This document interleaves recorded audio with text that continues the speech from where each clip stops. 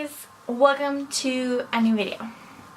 It is officially the countdown to when I leave on my crazy road trip to see the specialist, Dr. Blair Grubb. Now you might or might not see a quality difference. I'm using my other camera today. This is the camera I will be taking with me on the road. It's the camera I use for more photography, not so much video.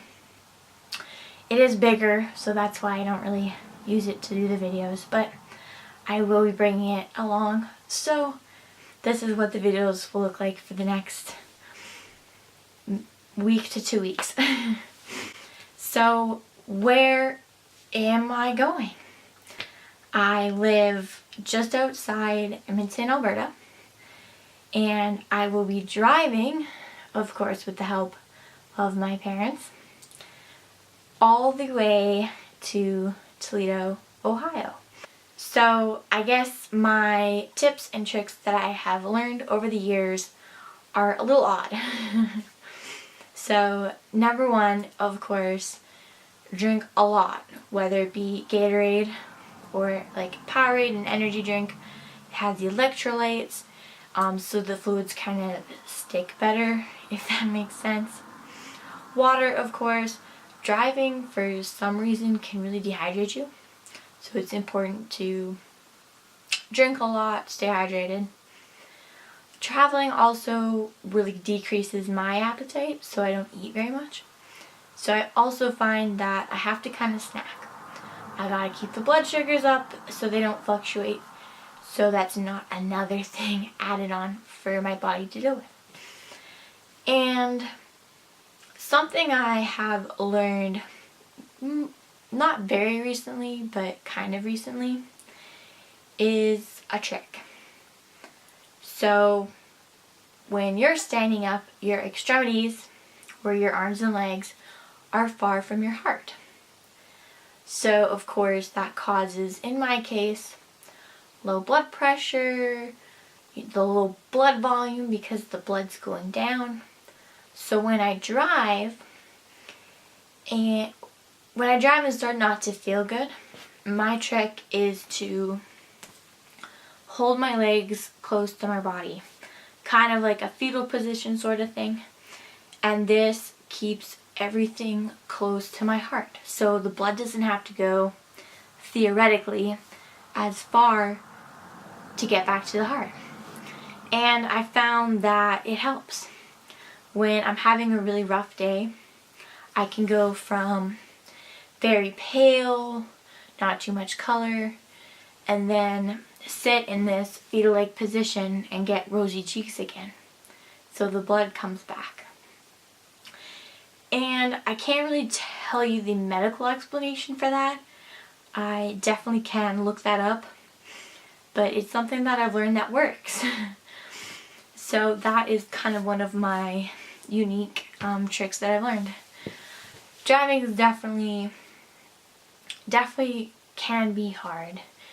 It's a lot for your body to do when you're traveling such a long distance in a short amount of time. So the reason why I cannot fly is because that is number one, a massive altitude change in a very, very short amount of time. Just think you're going from the ground to the sky in just a couple minutes. That is something that my body is really kind of incapable of doing. I wanted to also kind of mention what's going through my head regarding this doctor's appointment. I kind of went over it in my previous video, but the last few days have been tough. My brain is all over the place. I am excited, I'm scared, I'm nervous, I'm everything.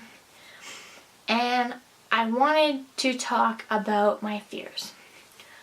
I'm someone who likes to be strong. I'm someone who doesn't like to show weakness or have people see that things are tough. which I know is kind of a fault on my part because it eventually piles up and I don't know what to do or who to talk to about all these things that have been going through my mind. So I thought I would talk to you guys. I started this YouTube channel to show my side of life with an illness, to talk about the hard stuff, because someone out there is looking to relate to the hard part of life that they're going through. My life changed so fast at 15 years old. I never expected for my life to be where it is now. There, of course, are a lot of great parts. I have so many things that I am so thankful of due to my illness. But I never expected to be 20 without a high school diploma because I'm just not well enough to physically go to school right now. And that's a really hard thing for me.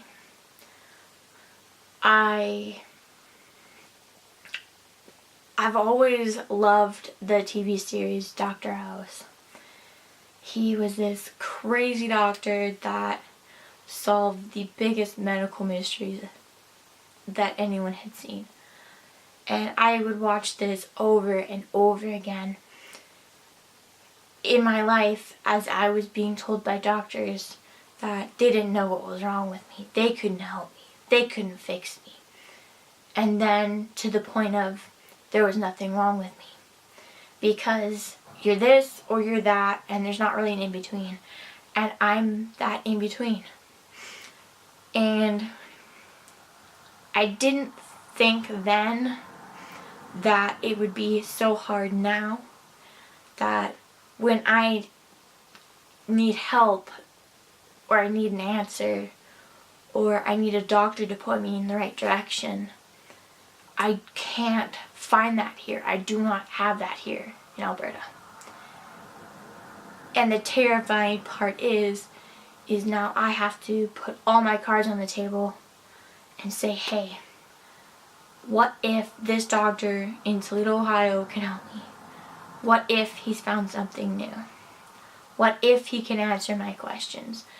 And going from that and being like, okay, let's drop everything and let's go see him. Let's go do this. Let's make this huge journey to see him in hopes that he can help.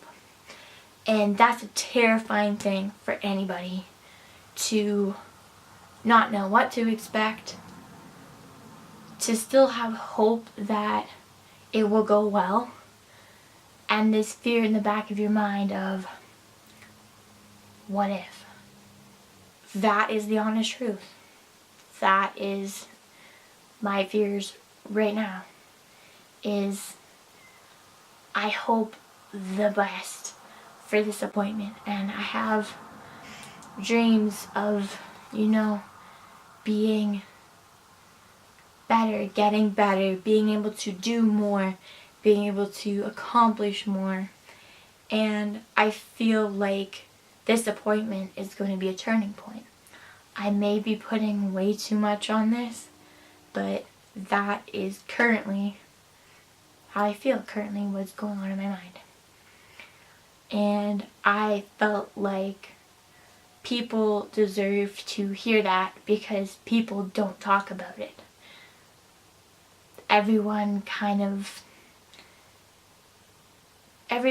today's life's about being strong, about being positive and all this stuff, but I just want to be honest. I want to be 100% honest, and those are my fears right now. It's okay to have fears. It's okay to be afraid. And that's something I remind myself all the time. I'm allowed to be scared.